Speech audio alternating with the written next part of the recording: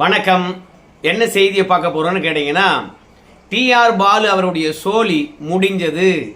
நீதிமன்றத்தில் நேரடியாக களமிறங்கின அண்ணாமலை. உங்க எல்லாருக்குமே தெரியும், அண்ணாமலை அவர்களை பொறுத்த வரைக்கும் டிஎம்கே ஃபைல்ஸ் 1 விட்டாரு, டிஎம்கே ஃபைல்ஸ் 2 விட்டாரு. ஸோ முதல் ஃபைல்ஸ்லேயே நம்முடைய டிஆர் பாலு அவர்கள் வருமானத்துக்கு அதிகமாக எந்த அளவுக்கு சொத்து சேர்த்திருக்கின்றார் என்ற விஷயத்தையும் வெளியிட்டாரு. அவங்க குடும்ப சொத்து மொத்தம் எவ்வளவு என்பதையும் வெளியிட்டாரு. பல திமுக முன்னாள் அமைச்சர்கள், இன்னாள் அமைச்சர்கள், திமுக நிர்வாகிகள் சொல்லிட்டு எல்லாருடைய பெயர்லையும் இருக்கக்கூடிய சொத்துக்களை வெளியே விட்டாரு. ஆனா அவங்கெல்லாம் ஸ்மார்ட்டா பாத்தீங்கன்னா அண்ணாமலை கிட்ட மோதி ஜெயிக்க முடியாது அப்படின்னு நினைச்சுக்கிட்டு அவங்கெல்லாம் மான நஷ்ட வழக்கு போடல. ஏன்னா அப்படியே மான நஷ்ட வழக்கு போட்டாலும் அவ்வளவு சீக்கிரம் முடிய போறதும் இல்லை. ரெண்டாவது, மத்தியில பாஜக அரசாங்கம் இருக்குது. அண்ணாமலைக்கு தேவையான ஒட்டுமொத்த ஆதாரத்தையும் அவங்க திரட்டி கொடுக்க போறாங்க. பாஜக கிட்ட வழக்கறிஞர் அணியும் இருக்கிறது. ஸோ இப்படி ஒரு பெரிய கட்சியுடன் நம்ம நேரடியாக மோத வேண்டுமா? திமுக நமக்கு எந்த அளவுக்கு உதவி பண்ணும் அப்படின்னு தெரியாது.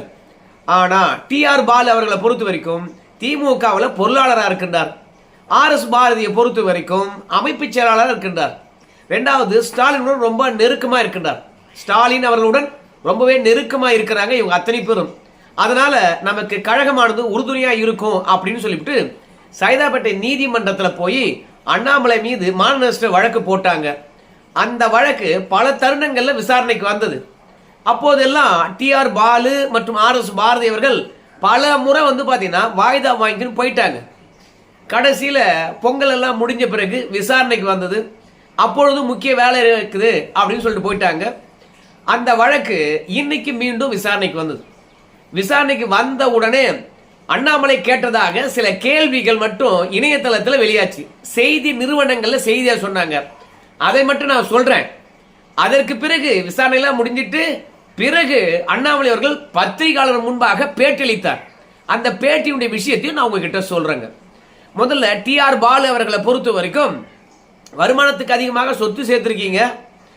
நீங்க வருமானத்துக்கு அதிகமாக சொத்து சேர்த்திருக்கின்ற விஷயத்த பல பேர் பேசியிருக்கிறாங்களே, அது பற்றியெல்லாம் உங்களுக்கு தெரியுமா தெரியாதா அப்படின்னு கேட்டிருக்காங்க. அதுக்கு டிஆர் பாலு அவர்களை பொறுத்த வரைக்கும் அந்த விஷயங்கள் எனக்கு தெரியாது அப்படின்னு சொல்லியிருக்கிறாங்க. அது மட்டும் இல்லாம நீங்க 10 கப்பல் வாங்கியிருக்கிறீங்க, அது தெரியுமா? அது தொடர்பாக நம்முடைய மூக்க அழகிரி அவர்கள் விமர்சனம் பண்ணியிருக்கார், தெரியுமோ? டாக்டர் சுப்பிரமணியம் சாமி அவர்கள் பாத்தீங்கன்னா ஆதாரப்பூர்வமாக பேசுவதாக டிஆர் பாலு அவர்கள் இத்தனை கப்பல் வாங்கியிருக்காங்க சொல்லிட்டு பேட்டியளித்திருக்காங்க, தெரியுமா? சட்டப்பேரவையிலே ஜெயலலிதா அவர்கள் டிஆர் பாலு அவர்கள் எவ்வளவு சொத்து வச்சிருக்காங்க, எத்தனை கப்பல் வாங்கியிருக்காங்க என்ற விஷயத்தை சொன்னாங்களே, அது தெரியுமா அப்படின்னு கேட்டாங்க டிஆர் பாலு கிட்ட. ஆனா டிஆர் பாலு அவர்களை பொறுத்த வரைக்கும் அந்த விஷயம் எல்லாம் பொறுப்பற்ற பேச்சு. பொறுப்பற்ற பேச்சுகளுக்கெல்லாம் நம்ம எதிர்வினை ஆற்ற தேவையில்லை அப்படின்னு சொன்னார். அது மட்டும் இல்ல, 10 கப்பல் நீங்க வாங்கியிருக்கிறீங்க அப்படின்னு சொல்லுகின்ற போது அதுக்கு டிஆர் பாலு அவர்கள் நான் மட்டுமே 10 கப்பல் வாங்கல அப்படின்னு சொன்னார். நீங்க மட்டுமே 10 கப்பல் வாங்கலனா அப்ப நீங்க எத்தனை கப்பல் வாங்கினீங்க அப்படின்னு கேட்டாங்க. அதுக்கு டிஆர் பாலு அவர்களை பொறுத்த வரைக்கும் நான் 2 கப்பல் தான் வாங்கினேன் அப்படின்னு சொன்னார். சோ 10 கப்பல் வாங்கினது பொய் இல்ல. அப்போ யாருடனோ சேர்ந்து நம்ம டிஆர் பாலு அவர்கள் 10 கப்பல் வாங்கியிருக்காங்க. அப்ப அண்ணாமலை அவர்கள் டிஎம்கே ஃபைல்ஸ்ல வைத்த குற்றச்சாட்டு உண்மையாகுது. அப்ப நீதிமன்றத்தில் டிஆர் பாலு அவர்கள் ஏதோ ஒரு விதத்துல ஆமா 10 கப்பல் ஒன்று சேர்ந்து வாங்கணும் என்பதை மறைமுகமா ஒத்துக்கிறாருன்னு நம்ம எடுத்துக்கலாம். அதுக்கு பிறகு சேது சமுத்திர திட்டம் உங்க கப்பல் போக்குவரத்துக்காகத்தான் ஆழப்படுத்துறீங்க அப்படின்ற விமர்சனம் இருக்கிறது. அது தொடர்பாக உங்களுடைய கருத்து என்ன அப்படின்னு கேட்டாங்க. சேது சமுத்திர திட்டத்தின் மூலமாக நீங்க தான் ஆதாயம் அடைகின்றீர்கள், அதுல ஒரு பகுதி பணமானது உங்களுக்கு வந்திருக்கிறது அப்படின்னு சொல்லியிருக்கிறாங்களே, அது தொடர்பாக டிஆர் பாலு கிட்ட கேட்கும்போது சேது சமுத்திர திட்டம் தொடர்பாக அண்ணாமலைக்கு போதிய அறிவில்லை அப்படின்னு சொன்னார். என்னங்க போதிய அறிவில்லை அப்படின்னு சொல்லுகின்ற போது நாங்க வாங்கி இருப்பதோ பாத்தீங்கன்னா மீன்பிடி கப்பல்கள்.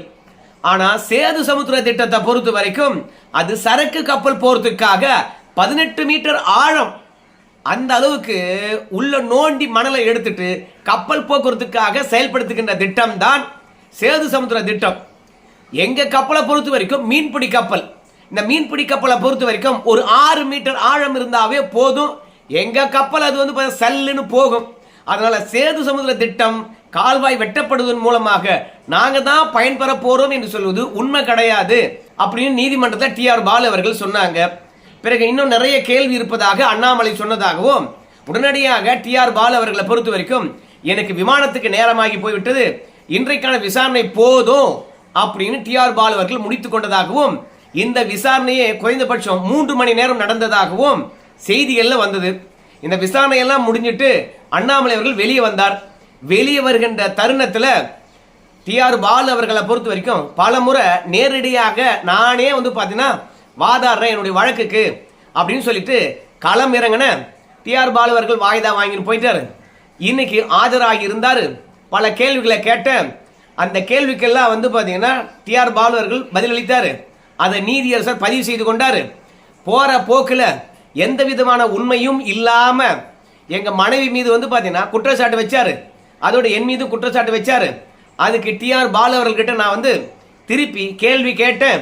என்ன கேள்வி என்றால், என்னுடைய மனைவி என்ன படிச்சிருக்காங்கன்னு தெரியுமா, என்னுடைய மனைவி என்ன வேலை பார்த்தாங்கன்னு தெரியுமா, என்னுடைய மனைவியுடைய வருமானம் என்னன்னு தெரியுமா, என்னுடைய மனைவியுடைய பின்புலம் என்னன்னு தெரியுமா, ஸோ எங்களுக்கு எவ்வளோ வருமானம் வந்ததுன்னு தெரியுமா, நாங்கள் 2 பேரும் என்ன வேலை பார்த்தோம் தெரியுமா, எவ்வளோ சேமிச்சோம் என்று தெரியுமா, எந்த இடத்துல நிலம் வாங்கணும்னு தெரியுமா, அந்த நிலத்தினுடைய விலை என்னன்னு தெரியுமா, கடன் எவ்வளோ வாங்கியிருக்குன்னு தெரியுமா, அது மட்டும் இல்லாம நான் அரசியலுக்கு வந்த பிறகு என்னுடைய பேங்க் டீடைல்ஸ் என்னுடைய சொத்து மதிப்பெல்லாம் நான் வெளியில விட்டுருக்கேன், அது தெரியுமா உங்களுக்கு அப்படின்னு சொல்லிவிட்டு அவதூறாக ஏகப்பட்ட விஷயங்களை என் மீது கக்கறீங்க. நீதியரசரை பொறுத்த வரைக்கும் அண்ணாமலை அவர்கள் கேட்ட கேள்விக்கு டிஆர் பாலு அவர்கள் தெரியாது தெரியாது அப்படின்னு சொன்னதனால நான் இவர் மீது மான நஷ்ட வழக்கு போட போறேன் அப்படின்னு அண்ணாமலை சொன்னாருங்க. அது மட்டும் இல்ல, நிலம் வாங்கியிருக்கின்ற விஷயத்தையும் நம்ம அண்ணாமலை மீது பழியா போட்டாராம் டிஆர் பாலு அவர்கள். அதோட சேர்த்துக்கிட்டு நம்ம அண்ணாமலை அவர்கள் வந்து சென்னையில் குறிப்பா பனையூர்ல வந்து பாத்தீங்கன்னா கட்சி விஷயங்களுக்காக தலைவரான பிறகு தங்கியிருந்தாரு. அப்படி தங்கி இருக்கின்ற தருணத்துல ஒரு அரசியல் கட்சி தலைவர் பனையூர்ல வீடு வாடகை எடுத்து தங்குறாரு. இந்த அண்ணாமலைக்கு நண்பர்கள் தான் வாடகையை கொடுத்தாங்க அப்படின்ற விஷயத்த சொல்றாரு. ஆனா ஒரு வாடகையை நண்பர்கள் தொடர்ந்து 1 லட்சம் ரூபாய்க்கு மேல கொடுக்க முடியுமா? அந்த அளவுக்கு நன்கொடை கொடுக்கிறவங்க யார் இருக்கிறாங்க? சோ அண்ணாமலை வருமானத்துக்கு அதிகமாக சொத்து சேர்த்திருக்கிறார், இவரும் தான் பல விஷயங்கள் மறைத்திருக்கின்றார் அப்படின்னு டிஆர் பாலு அவர்கள் சொன்னாரு. சோ இந்த இடத்துல அண்ணாமலை அவர்கள் வருமானத்துக்கு அதிகமா சம்பாதிச்சிருக்கிறாரு. வீட்டு வாடகை வந்து பாத்தீங்கன்னா அவரே கொடுத்துக்கிட்டு அவங்க நண்பர் கொடுத்ததாக ஏமாத்தி இருக்கின்றாரு. அவர் தப்பு பண்ணலையா அப்படின்னு கேட்கும்போது அப்ப டிஆர் பாலு அவர்கள் தப்பு பண்ணியிருக்கிறாரு அப்படின்றத அவரே ஒத்துக்கிறாரா? ஆனா அண்ணாமலையை பொறுத்த வரைக்கும் அரசியலுக்கு வந்த போது மட்டுமல்ல, பொது வாழ்க்கைக்கு நான் வந்ததிலிருந்து இந்த நொடி பொழுது வரைக்கும் 20 ஆண்டு காலம் நான் எவ்வளவு சம்பாதிச்சேன், எவ்வளவு பேங்க் டிரான்சாக்ஷன் ஆச்சு, அதோட எவ்வளவு கடன் வாங்கியிருக்கிறேன், 2.5 கோடி ரூபாய் கடன். அது மட்டும் இல்லாம நான் வீடு வாடகை இருந்தேன் இல்லையா, அந்த வீட்டு வாடகைக்கு என்னுடைய நண்பர்கள் யாரெல்லாம் வந்து பாத்தீங்கன்னா கட்சிக்கு செலுத்தி இருக்கின்றார்கள், அந்த தொகையை எப்படி வாடகைக்கு கட்சி செலுத்தி இருக்கிறது, எல்லா விஷயத்தையும் நான் ஒட்டுமொத்தமாக பொது வெளியில விட போறேன். ஏற்கனவே என்னுடைய சொத்து மதிப்பு என்ன, நான் எப்படி சம்பாதிச்சேன், எங்க கடன் வாங்கின என்ற விஷயம் எல்லாம் பொது வெளியில நான் வெளியிட்டு இருக்கேன். அது இணையதளத்தில் இன்னைக்கும் கிடைக்கும். மீண்டும் 20 ஆண்டு காலத்துக்கு நான் என்னென்ன வாங்கினேன், என்னென்ன செலவு பண்ணிருக்கேன் எல்லாவற்றையும் வெளிப்படையா வெளியிட போறேன் அப்படின்னு அண்ணாமலை அவர்கள் அறிவித்து இருக்கின்றாரு.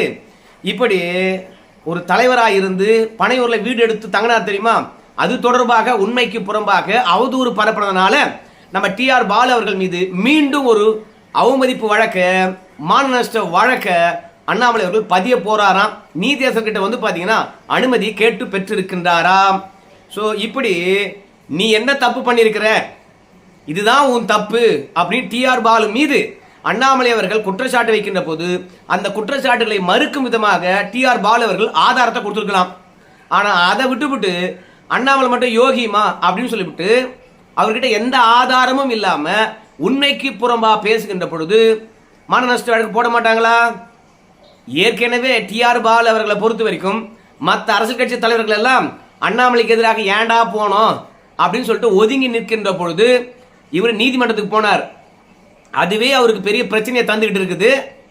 அவ்வப்போது பாத்தீங்கன்னா அங்கங்க இருக்கக்கூடிய அவங்களுடைய வக்கீல் பொறுத்த வரைக்கும், ஏங்க இந்த வழக்கு ரொம்ப நீண்டுகிட்டே போட்டங்க, அவங்களே சலிப்பு ஏற்பட்டு அட வானாடா அந்த வழக்கே அப்படின்னு சொல்லிட்டு ஓடட்டும், அதனால இதோட நிறுத்திக்கும், ஃப்ளைட்டுக்கு நேரமாச்சுன்னு சொல்லிட்டு கிளம்புங்க அப்படின்னு குறுக்கு விசாரணையிலிருந்து தப்பித்து கொண்டிருக்கின்ற தருணத்தில் அண்ணாமலை அளவுக்கு அதிகமாக சொத்து சம்பாதிச்சிட்டாரு, ஏமாத்தி நிலம் வாங்கியிருக்கான்னு சொல்லிட்டு எதுக்கு தேவையில்லாத வார்த்தை விடணும். இப்போ இதுக்கு 2 மான நஷ்ட வழக்கு. மொத்தத்தில் டிஆர் பாலு அவர்கள் தனக்குத்தானே சூன்யம் வச்சுக்கிட்டாரு அப்படின்றது மட்டும் நல்லா தெரியுது. ஏற்கனவே அண்ணாமலை அவர்கள் பதில் சொல்லுகின்ற இடத்துல இருந்தாரு டிஎம்கே ஃபைல்ஸ் விஷயத்துல. இன்னைக்கு டிஆர் பாலு அவர்கள் வார்த்தை விட்டதுனால இப்போ அண்ணாமலைக்கு டிஆர் பாலு அவர்கள் பதில் சொல்லுகின்ற நிலைக்கு போய் சேர்ந்து இருக்கிறாரு. இப்போ என்ன ஆகுன்னு கேட்டீங்கன்னா, டிஆர் பாலு அவர்களே வந்து இந்த வழக்கை நான் முடிச்சுக்கிறேன் அப்படின்னு சொல்லிட்டு இந்த வழக்கு ஒண்ணுமில்லாதான் போகும். இல்லை என்றால் டிஆர் பாலு அவருடைய ஒட்டுமொத்த சொத்தும் பொது வழிக்கு வந்துடும். ஏன்னா சென்ட்ரல் கவர்மெண்ட்டை பொறுத்த வரைக்கும் மீண்டும் ரெய்டு விட்டு கூட இன்கம் டாக்ஸ் வந்து பார்த்தீங்கன்னா அண்ணாமலை வழக்கில் சேர்த்துக்கிட்டு போதிய ஆதாரங்களை கொண்டு வந்து கொடுப்பாங்க. அதனால அவங்க மனைவி, அவங்களுடைய மகன் டிஆர் பாலு, பேரன், பேத்தி எல்லாரும் இந்த வழக்குக்காக நீதிமன்றத்தில் வந்து நிற்பதுக்கான வாய்ப்பு இருக்கிறது. ஸோ என்னை பொறுத்த வரைக்கும் அண்ணாமலை நேர்மையாக சம்பாதிச்சாரா இல்லை ஊழல் பண்ணாரா அதை பற்றி எனக்கு தெரியாது. ஆனால் டிஆர் பாலு அவர்கள் தன் வேலையை மட்டும் பார்க்காம அண்ணாமலை விஷயமா பேசி மீண்டும் சிக்கியிருக்கிறார் என்ற விஷயம் மட்டும் நல்லா தெரியுது. அதோட டிஆர் பாலு அவர்களை பொறுத்த வரைக்கும் ஏப்ரல் 7ஆம் தேதி மீண்டும் அடுத்த விசாரணைக்கு ஆஜராகிறேன் அப்படின்னு சொல்லியிருக்கிறாராம். ஏனென்று பார்க்கும்பொழுது பார்லிமெண்ட் கூட்டத்தொடரானது மார்ச் மாதம் முழுவதும் இருக்கிறதா, அது முடிகின்ற வரைக்கும் என்னால் ஆஜராக முடியாது, எனக்கு கொஞ்சம் அவகாசம் வேணும் கேட்டிருக்காரு. அதே மாதிரி RS பாரதி அவர்களும் வந்து அண்ணாமலை மீது புகார் அளிச்சிருக்கின்றாரு. அதுவும் சைதாப்பேட்டை நீதிமன்றம் செந்தில்குமார் நீதியரசருக்கு முன்பாக தான் வந்தது. அவரும் வந்து பார்த்தீங்கன்னா மார்ச் 10ஆம் தேதி இது தொடர்பாக குறுக்கு விசாரணை தொடரலாம். இன்னைக்கு நம்முடைய RS பாரதி அவர்கள் நீதிமன்றத்தில் ஆஜராகலை அப்படின்னு சொல்லிட்டு 2 வழக்கும் தள்ளி வைத்திருக்கின்றார்கள். ஸோ மொத்தத்தில் வழக்கறிஞர்கள் 2 பேரும் பேசிக்கிட்டாங்கன்னு வச்சுங்களேன், அது வேற மாதிரியா விசாரணை போகும். ஆனால் இந்த சம்பவத்தில் நேரடியாக தொடர்பில் இருக்கக்கூடியவரை கூண்டிலேறி நிற்க வச்சு புகார் அளித்தவரே வந்து பார்த்தீங்கன்னா குறுக்கு விசாரணை செய்கின்ற போது தான் தப்பிக்க வேண்டும் என்ற எண்ணத்தில் உணர்வுபூர்வமாக விசாரிப்பாங்க. ஏன்னா ஒரு வழக்கறிஞரை பொறுத்த வரைக்கும் அவர் எந்த விதமான குற்றமும் செய்யல. அவர் தன்னுடைய கிளைண்ட்டுக்காக சட்டப்பூர்வமான ஆதாரங்கள், அண்ணாமலை தருகின்ற ஆதாரத்தை வச்சு வாதாடுவார். ஆனால் அண்ணாமலையே களத்தில் இறங்கினாருன்னா டிஆர் பாலு கிட்ட தோத்துடக்கூடாது, இல்லை நம்மளை உள்ள தள்ளிடுவாங்க அப்படின்னு தப்பிக்க வேண்டும் என்பதனால இன்னும் கூடுதலான ஆதாரங்கள் திரட்டுவார். 2வது நிச்சயமா டிஆர் பாலு அவர்களை உள்ள தூக்கி போட்டே ஆகணும், இல்லைன்னா இந்த வழக்கை ஒண்ணுமில்லாத ஆகணும்னு சொல்லிட்டு இன்னும் மெனக்கெடுவார். ஸோ அதனால அண்ணாமலை பொறுத்த வரைக்கும் பாதிப்பை உணர்ந்து தானே வாதாடுவதனால அண்ணாமலை தான் வெற்றி பெறுவார் என்ற நம்பிக்கை இருக்குது. டிஆர் பாலுக்காக வழக்கறிஞர்கள் வாதாடுவன்ற காரணத்தினால அந்த அளவுக்கு டிஆர் பாலு அவர்கள் எந்த அளவுக்கு ஜெயிக்க போறார் என்பதெல்லாம் பொறுத்து தான் பார்க்கணும். ஸோ அண்ணாமலை பொறுத்த வரைக்கும் இந்த வழக்கு தொடர்பாக தெரிவிக்கின்ற பொழுது டிஆர் பாலு அவர்களை சும்மா விடமாட்டேன். ஸோ திமுக பொறுத்த வரைக்கும் ஊழல்வாதிகள் இல்லை, ஒட்டுமொத்த பெரும் யோகியவான்கள். ஆனால் டிஆர் பாலு மட்டும் குற்றவாளியா அப்படின்ற கேள்வி மட்டும்தான் நமக்குள்ள எழுகிறது. மற்றவங்கெல்லாம் வந்து பார்த்தீங்கன்னா ஏன் நீதிமன்றத்துக்கு வரல அப்படின்னு யோசிக்கின்ற போது மடியில கணம் வழியில பழம் ஒதுங்கி நின்றார்கள். டிஆர் பாலை பொறுத்த வரைக்கும் எல்லாவற்றையும் நாம 85 வயதுக்கு மேலே ஆகி போய்விட்டது, இன்னும் நம்ம பேர்ல வச்சுக்கிறோம். அதை சரியான காலகட்டத்தில் அந்தந்த ப்ராப்பர்ட்டிஸை நம்ம பேரன் புல்ல என்று சொல்லி எல்லாருமே மாத்திட்டோம். நம்ம பேர்ல என்னடா இருக்கிறது, 10,000 கோடி என்று சொல்லிட்டானே, நம்ம கிட்ட தான் எதுவுமே இல்லையே, ஆதாரத்தை காட்டட்டும் பார்க்கலாம் அப்படின்னு சொல்லிட்டு தான் களத்தில் இறங்கினாரு. ஆனால் அண்ணாமலையை பொறுத்த வரைக்கும் நீ வாங்கித்தான் உன் குடும்பத்துக்கு கொடுத்துருக்கிற அப்படின்னு சொல்லிட்டு மத்திய போக்குவரத்து துறை மற்றும் கப்பல் போக்குவரத்து துறை அமைச்சராக இருக்கின்ற போது என்ன பண்ணார் என்ற லிஸ்ட்டை எடுத்து இன்னைக்கு நீதிமன்றத்தில் விலாவரியாக கொடுத்துருப்பதாகவும் அதை அண்ணாமலை அவர்களே பொது வெளியில் போட்டு உடைச்சாருங்க. ஒரு வழக்குக்கு தகுதினத்துவம் போடுறாரு, இன்னும் 2 மான நஷ்ட வழக்கு அண்ணாமலை போட போறாரு. அதை 2ஐயும் எப்படி எதிர்கொள்ள போறாருன்னு தெரியல, பார்ப்போம் பொறுத்திருந்து. டிஆர் பாலு அவர்கள் பக்கம் நியாயம் இருக்குதா இல்லை அண்ணாமலை அவர்கள் அதெல்லாம் முறியடிச்சு ஜெயிக்க போறான்னு சொல்லிட்டு இந்த வீடியோ தொடர்பாக உங்க கருத்து சொல்லுங்க. நன்றி.